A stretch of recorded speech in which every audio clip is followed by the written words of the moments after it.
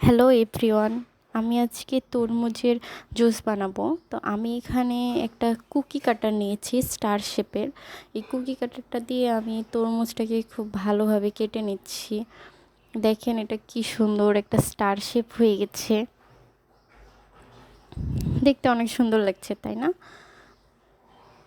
তো এটা কাটা শেষ হয়ে গেলে আমি ব্লেন্ডার জারের মধ্যে তরমুজগুলোকে নিয়ে নিচ্ছি।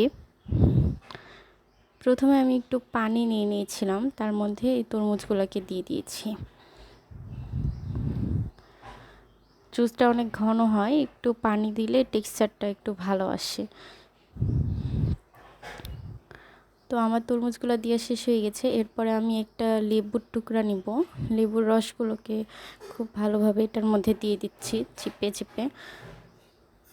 তারপরে আমি এর মধ্যে চিনি অ্যাড করব। আমি এখানে 2 চামচ চিনি নিয়েছিলাম।